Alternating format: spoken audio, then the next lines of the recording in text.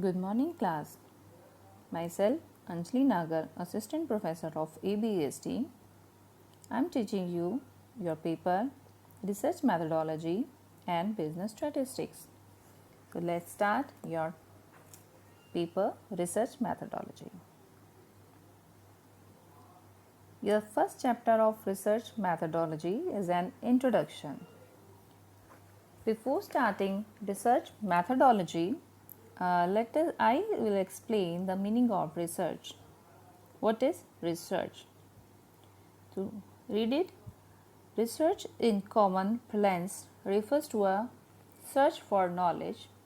One can also define research a scientific and systematic search for pertinent information for a specific topic.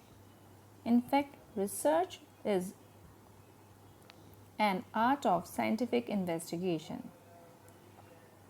देखिए, research हम common prelims में कैसे research को define करते हैं. What is research?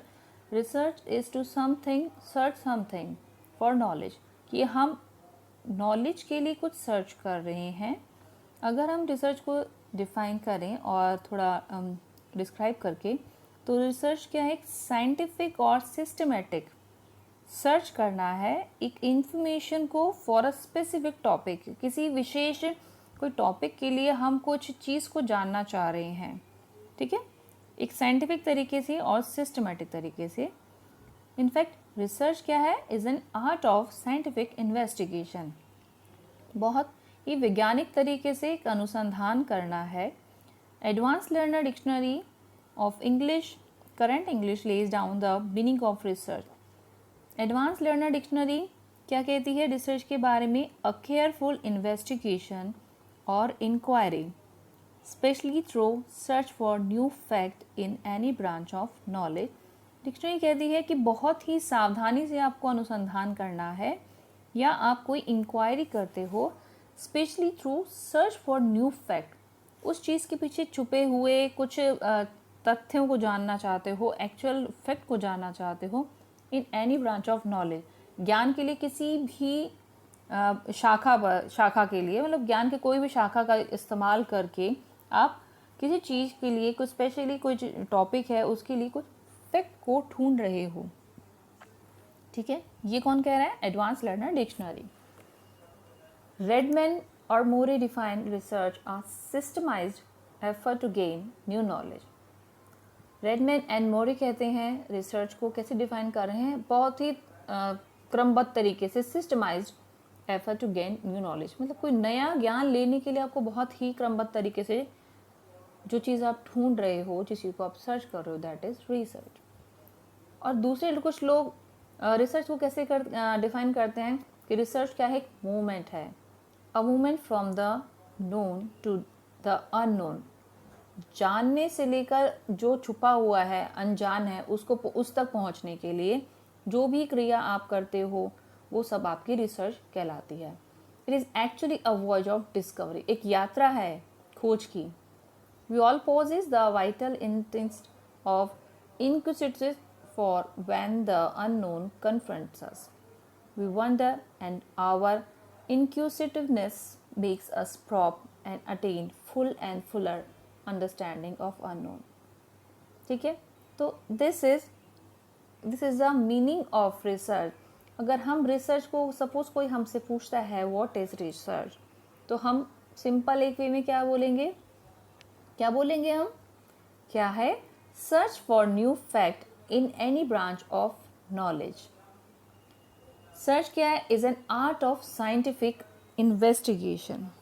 ठीक है, तो ये क्या है? रिसर्च. रिसर्च क्या हो सकती है? और जैसे जो हमारी बुक्स में रिसर्च है, ये तो आपका एक जर्नल फिनोमेना, एक जर्नल सा मीनिंग है, पर अकॉर्डिंग टू द बुक, ठीक है, बुक क्या कहती है? Research is an academic activity. ठीक है, एक एकेडमिक एक्टिविटी है. As such, the term should be used in technical sense. According to the Clifford Woodin, वो कहते हैं research comprises defining and redefining problem, formulating hypothesis and suggested solution, collecting organizing and evaluating data, making deductions, and reaching conclusion, and at last carefully testing the conclusion to determine whether they fit to the formulating hypothesis.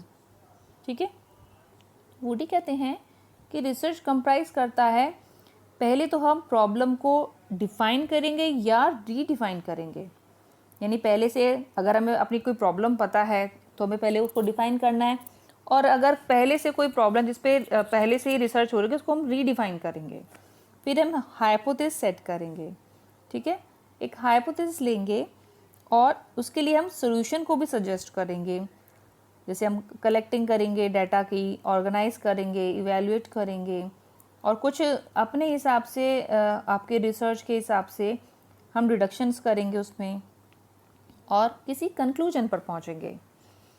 And at last carefully testing the conclusion, और फिर last में हम बहुत सावधानी पूर्वक, बहुत carefully हम test करेंगे कंक्लूजन्स की, जो हमारे निष्कर्ष निकले हैं, डिटरमाइन करने के लिए कि क्या वो फिट हुए हैं हाइपोथेसिस में, whether they fit to the formulating hypothesis. Formulating hypothesis जो हमने फॉर्मुलेट किए हैं कि सपोज कोई प्रॉब्लम है जिस पे हमको अपना विचार व्यक्त करना है, कुछ कंक्लूजन निकालना है, तो हम ये देखते हैं कि ये चीज़ हो सकती है या नहीं हो सकती है। तो हमारा जो कंक्लूजन निकला है उसको हम अपने हाइपोथेसिस में सेट करेंगे, क्या कि जो हमने कंक्लूजन निकाला था तो वो जो हमने परिकल्पना की थी उसके साथ में वो कोरिलेट कर भी रहा है कि नहीं कर रहा है। ठीक है, तो ये क्या है आपकी research. Research for knowledge, in short हम रिसर्च को कैसे डिफाइन कर सकते हैं, रिसर्च फॉर नॉलेज, कि आपको ज्ञान में वृद्धि करने के लिए कुछ चीज़ की खोज कर रही हो। Search for knowledge through objective, आपका कोई ऑब्जेक्टिव है, सिस्टमेटिक मेथड ऑप्ट किया है, and systematic method of finding solution to problem is research. ठीक है, बहुत संक्षेप में रिसर्च को हम कैसे डिफाइन कर सकते हैं कि हमें कुछ चीज़ जाननी थी। सर्च फॉर नॉलेज, हम अपने ज्ञान में वृद्धि करना चाहते थे, सिर्फ हम इसके लिए खोज कर रहे थे, हमारा कोई उद्देश्य था, थ्रू ऑब्जेक्टिव था, कोई उद्देश्य था, हमने एक सिस्टमेटिक मेथड ऑप्ट किया, एक सोल्यूशन निकाला, फाइंड करा एक सोल्यूशन किसी भी प्रॉब्लम से संबंध रखते हुए। ठीक है, हमारे सामने एक प्रॉब्लम थी। ठीक है, हमारे सामने हम रिसर्च कब करते हैं, जब हमें कोई समस्या नज़र आती है। ठीक है, एक समस्या नज़र आ रही है हमको, एक प्रॉब्लम है हमारे सामने, हम कहते हैं अब प्रॉब्लम का जो हम सोच रहे हैं क्या वो प्रॉब्लम उन्हीं कारणों से है या हो सकता है कोई और कारण है उस प्रॉब्लम के, तो उसको एक बहुत ही सिस्टमेटिक तरीके से with the help of objectives, through objective एक सिस्टमेटिक अपनाया, हमने सोल्यूशन निकाला है और अपने ज्ञान में वृद्धि करी है। यही क्या है आपकी रिसर्च। ठीक है, तो this is the meaning of research. फिर उसके बाद आता है आपका ऑब्जेक्टिव्स ऑफ रिसर्च। देखिए, रिसर्च के कुछ ना कुछ ऑब्जेक्टिव होगा। आप ऐसे ही तो ऐसा तो नहीं बैठे बैठे आप सोचो कि नहीं मुझे तो अपने ज्ञान में वृद्धि करनी है। कुछ ना कुछ आपके सामने समस्या आई होगी, इसीलिए आपके मन में ऐसा विचार आया कि आपको उस चीज़ को दोबारा सर्च करना है, यानी कि रिसर्च, दोबारा खोजना है। तो पर्पस क्या है रिसर्च का? The purpose of research is to discover answer to questions through the applications of scientific procedure, कि आपको डिस्कवर करने हैं उन आंसर्स का, उन सवालों के जवाब का, किसके थ्रू? एप्लीकेशन करोगे आप साइंटिफिक प्रोसीजर। ठीक है, मेन एम रिसर्च का क्या है? To find out the truth which is hidden and which has not been discovered as yet, कि जो छुपा हुआ है और अभी तक भी उसका पता नहीं लग पाया है। हमारा मेन एम रिसर्च का उसी सच को फाइंड आउट करना है। दो each research study has its own specific purpose. देखो, हर एक रिसर्च स्टडी की एक अपनी यूनिक पर्पस रहता है, उसका अपना खुद का एक पर्पस रहता है। We may think of research objective as falling into a number of following broad grouping. अब हम ये ग्रुपिंग दे रखे हैं, 4 केसेस दे रखे हैं, 4 पॉइंट्स हैं जिसमें हमारा जो रिसर्च का पर्सपेक्ट है थोड़ा और ब्रॉड हो जाता है। तो फर्स्ट है इसमें to gain familiarity with the phenomena और to achieve new insights into it. ठीक है, फैमिलियरिटी किसी फिनोमिना के साथ हम उसको देखना चाह रहे हैं, गेन करना चाह रहे हैं, और हम एक नई दिशा को भी अचीव करना चाह रहे हैं, achieve new insights into it. Studies with these objects in view are termed as exploratory or formulated research study. Study कहती हैं studies with this object in view are termed as exploratory or formulative research studies. फिर second point है to portray accurately the characteristic of a particular individual situation or a group. Studies with this sub-object in views are known as descriptive study.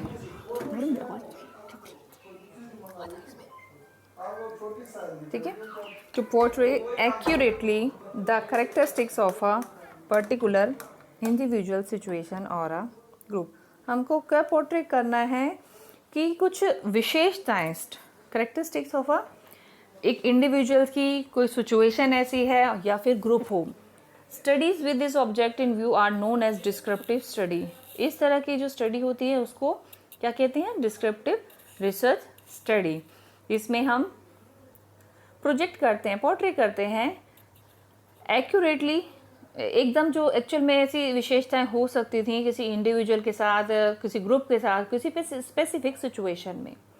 Third है to determine the frequency with which something occurs or with which it is associated with something else. Studied with the object in view are known as diagnostic research. ठीक है, इनको आप diagnostic research करते हो जिसमें आपको करना है फ्रीक्वेंसी सेट करनी है किसके साथ में कि जो कुछ हुआ है, समथिंग occurs and with, और या उससे संबंधित है, किसी और चीज़ से संबंधित है, यानी डायग्नोस करना है। जैसे आपके मेडिकल टेस्ट होते हैं, ठीक है, कुछ प्रॉब्लम है, उसको आप डायग्नोस करते हो। To test a hypothesis of a casual relationship between variable, आपको हाइपोथेसिस टेस्ट करना है, एक परिकल्पना को टेस्ट करना है कि रिलेशनशिप बिटवीन वेरिएबल्स, कि दो चरों के बीच में क्या संबंध है। Such study as known as hypothesis testing research study. So these are the objective of research.